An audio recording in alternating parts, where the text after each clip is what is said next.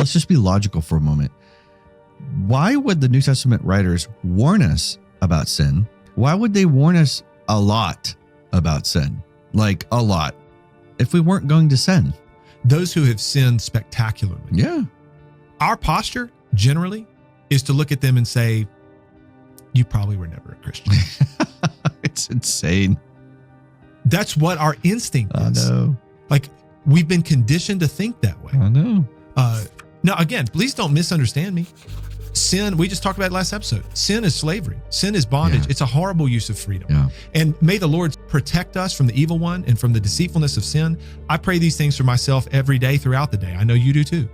And so I am not in any way making light of sin or acting like it's a good thing that Christians would just do whatever they feel like doing. That's right. I mean, this instinct to, like, when somebody sins spectacularly, or if somebody is straying even for a period of time, like the fact that we feel the need to immediately say, well, they were just probably always a faker, a false professor. They were probably just never a Christian. And then that's our default. That something's off there. Totally. Rather than, and of course we call people to repentance. We practice church discipline so that people might be restored. All those things are true. But I do think, like, to your point, we lose sight of how to deal with other believers with compassion. And we certainly lose sight of how to deal compassionately with our neighbor in the world. Yeah. In realizing that what they need actually is they need Christ explained to them. They need Christ held out to them. But yeah, compassion and mercy and grace and these kinds of things should ooze out of Christians. That's right.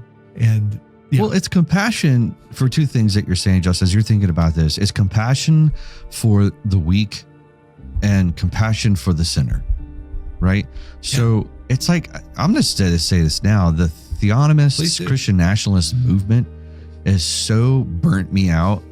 The way, when you hear them talk, it's like compassion for the sinner is gone.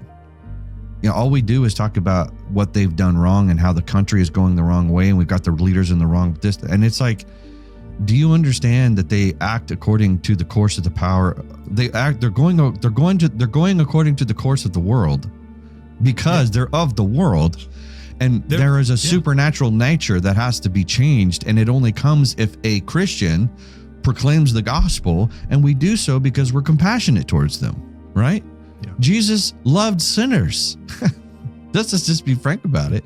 And sometimes I get just exhausted about how angry people are towards sinners. And then those who are struggling, those who are weak. I talk often about the Marrow controversy, and I'm not apologetic for that, because I see in those individuals in the 18th century church in Scotland, thoroughly reformed brethren as they were, I see from them an unapologetic, unashamed emphasis of the offer of Christ to everyone, a commitment to preach all of Jesus for the salvation of the whole sinner. That's right. Jesus for justification and sanctification and glorification, Christ for us and with us is what these guys were being ridiculed for.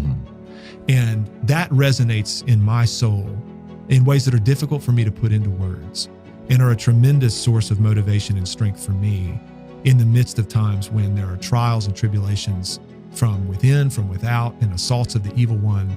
We keep doing this because it's so worth it, and to hold,